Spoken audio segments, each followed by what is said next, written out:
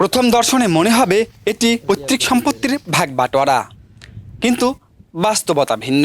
কক্সবাজার সমুদ্র সৈকতের বালিয়াড়ির বিস্তীর্ণ এলাকায় এভাবেই চলছে দখলের মহোৎসব। বালিয়াড়ির বড় বড় এলাকা দখল করে সেগুলোকে ভাগ করা হয়েছে প্লট আকারে। দখল পাকা করতে নিয়োগ দেওয়া হয়েছে পাহারাদার, বসানো হয়েছে সিসিটিভি ক্যামেরাও।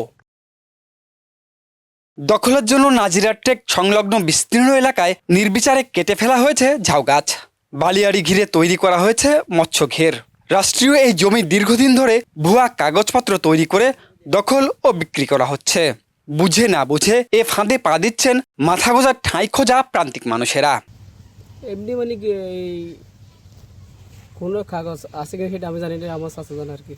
আশেপাশে মানে মানে এইগুলো মানে আমাদের এই মানে কি চারপাশে আছে গাছ গোছল আছে, ঘিরে বেড়া দেওয়া আছে এরকম। ইচ্ছা যোগে না, আমরা যতটুকু মনে করি আমার থেকে 5 ঘন্টা আছে, 5 ঘন্টা কেন বরাত হয়েছে, তখন থেকে বরাত হয়েছে আর কি। তা আমাদের থেকে তো ফুল দিন আছে সবগুলো। গরিব মানুষেরা ব্যস্ত আছে, এগুলা গরিব মানুষেরা ব্যস্ত 30,000 টাকা ধরে ঘন্টা নিচ্ছে ওরা। এখন মানুষ কথা বলতে পারে না ওর জন্য। না ওই একটা স্ট্যাম্প করে সাদা কাগজে স্ট্যাম্প করলে আপনার ওই টাকা দিয়েছেন বাড়ি জায়গা মাইপে দিবে ওরা। এখন এই মাধ্যমে হয়েছে এগুলা করতেছে। রাজনৈতিক প্রভাবকে কাজে লাগিয়ে দীর্ঘদিন ধরে চলা এই দখল চক্রটির নেতৃত্বে রয়েছেন মহেশখালীর যুবলীগ নেতা সায়েম। বর্তমানে নতুন করে যুক্ত হয়েছে ক্ষমতাসীন কয়েকজন প্রভাবশালী ব্যক্তি, তাদের সঙ্গী বন বিভাগের কিছু অসাধু কর্মচারীও। এই বাগানটা এলোমেলো হয়ে যাচ্ছে, আমাদের এলাকাটাও এরিয়াটাও নষ্ট হয়ে যাচ্ছে। আমাদের দুর্যোগ অনেক সমস্যা হয়, এখানে দুর্যোগ করলে পানি চলে আসে, ডল আসে, আমরা এখানে থাকতে পারি না, চলে যেতে হয় পানি আসলে।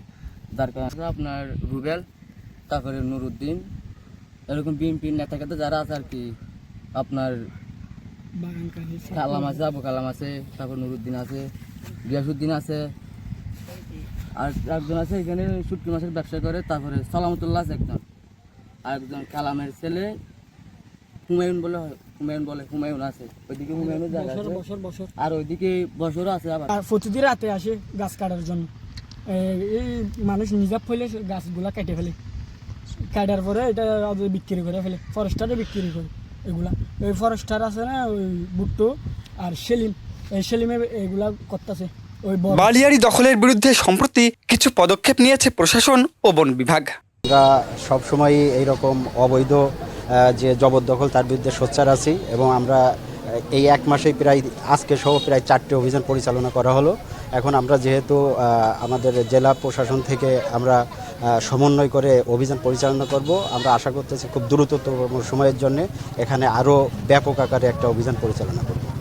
একটা যৌথ অভিযান পরিচালনা করা হয়েছে, তার কিছু খণ্ডচিত্র আপনারা আজকে দেখেছেন, এবং এই অভিযানটা ধারাবাহিকভাবে চলমান থাকবে, যাতে করে এখানে যারা অবৈধভাবে দখল করছে তাদের বিরুদ্ধে আমাদের এইটা সবসময় চলমান থাকে। তবে এ সামান্য পদক্ষেপ দখল মুক্তর জন্য যথেষ্ট না মনে করা পরিবেশবিদরা বলছেন, দ্রুত উচ্ছেদ এবং জড়িতদের বিরুদ্ধে কঠোর ব্যবস্থা নেওয়া না গেলে উপকূল ও পরিবেশ মারাত্মক ক্ষতির মুখে পড়বে।